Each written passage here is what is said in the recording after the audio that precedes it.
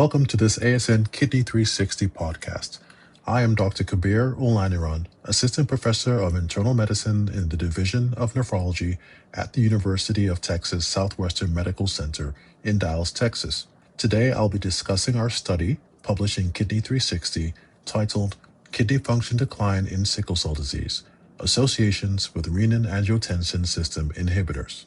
Sickle cell disease is the most common inherited hematologic disorder worldwide, and chronic kidney disease, or CKD, is among its most severe complications. Between 20 and 40% of adults with sickle cell disease develop CKD, and nearly 20% of all sickle cell disease deaths are attributable to kidney disease.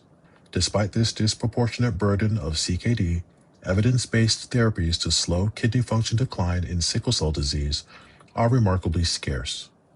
Renin-Angiotensin system inhibitors, which include both ACE inhibitors and angiotensin receptor blockers, collectively termed RASi, are recommended in sickle cell disease for proteinuria reduction. However, whether RASi preserve glomerular filtration rates over time in sickle cell disease has never been rigorously established. This was the central question of our investigation. We conducted a two-center observational study using electronic health record data from the University of Texas Southwestern and Parkland Health and Hospital System, which together capture one of the largest sickle cell disease populations in North Texas. We included adult Black patients with sickle cell disease confirmed by hemoglobin electrophoresis and at least 1 year of follow-up between 2010 and 2024.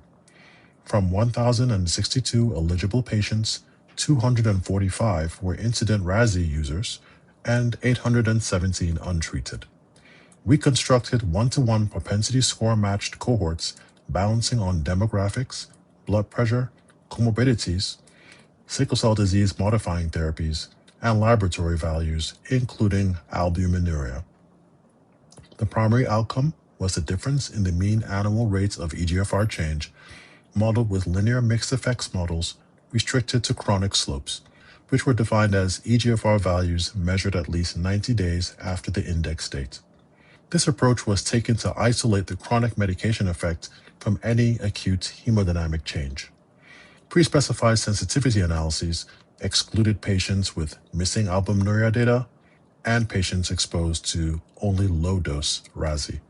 The primary analysis cohorts comprised 358 propensity score matched patients with a median follow-up of 5.4 years. The mean age was 37 years, 55% were female, the mean baseline eGFR was 109 mL per minute, and 49% had a urine albumin to creatinine ratio of 30 milligrams per gram or higher. 70% were homozygous for hemoglobin S, and 68% were receiving sickle cell disease modifying therapies. Our central finding was that RASi use was not associated with a significant difference in eGFR decline. The adjusted between group difference was 0.15 mL per minute per year faster in RASi users, with a p-value of 0.84. This null association was robust across our pre-specified sensitivity analyses, including the cohort restricted to patients who had complete albuminuria data, in which RASi use was associated with 0.89 mL per minute per year slower decline in GFR with a p-value of 0.32, as well as in the cohort excluding those who are only on low-dose RASi, in which RASi use was associated with 0.78 mL per minute per year slower decline in GFR with a p-value of 0.42. No significant interaction was observed between RASi use and any sickle cell disease modifying therapy. Importantly, the overall rate of eGFR decline in our cohort, a loss of 2.98 mL per minute per year, mirrors that reported in other contemporary United States sickle cell disease cohorts, supporting the external validity of our findings. The most important limitation is residual confounding by indication. Despite rigorous propensity score matching, the RASi group retained a higher baseline burden of albuminuria, a key driver of progressive GFR loss. This residual imbalance indicates that the RASi group entered follow-up at intrinsically higher risk for kidney function decline. The hypothesis-generating possibility, which our study cannot confirm, is that RASi use may have partially blunted what would otherwise have been a faster decline in this higher risk group. Additional limitations include the inability to reliably model longitudinal albuminuria trajectories given sparse follow-up urine data, and inadequate statistical power for hard outcomes such as incident kidney failure or death. As a retrospective analysis, we could not verify medication adherence, capture dose change over time, a certain APOL1 risk variant status, or fully account for confounding by other GFR-relevant medications, such as mineralocorticoid receptor antagonists or GLP-1 receptor agonists. Comorbidity ascertainment relied on ICD codes and is therefore subject to misclassification. Of note, our findings should not overturn current guidelines. RASi remain recommended in sickle cell disease for proteinuria reduction, and the prospective evidence supporting that indication is unaffected by our analysis. What our data does contribute is rigorous, real-world evidence directed at a distinct and clinically critical question, whether RASi preserves GFR in sickle cell disease. By our analysis, the GFR protective benefits of RASi, so well established in diabetic kidney disease, may not translate directly to sickle cell disease. Our findings are also consistent with the limited prospective evidence in this population. 2 small randomized trials of losartan in sickle cell disease conducted over 6 and 12 months respectively demonstrated reductions in albuminuria but no improvements in GFR decline, even at standard therapeutic doses.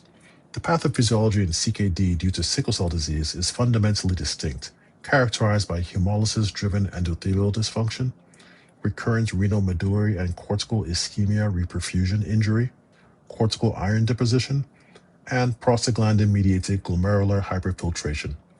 Clinicians should also recognize the practical challenge of RASi uptitration in sickle cell disease, where the characteristically low baseline blood pressures often preclude adequate dose escalation.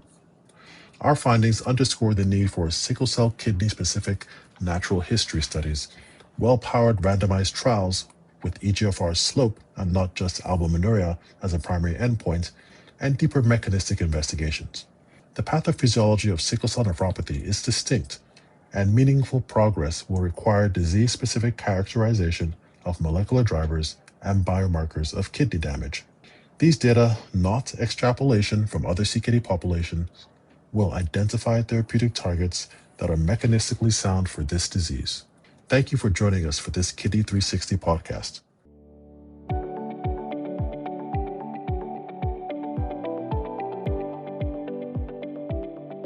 This podcast is copyrighted by the American Society of Nephrology.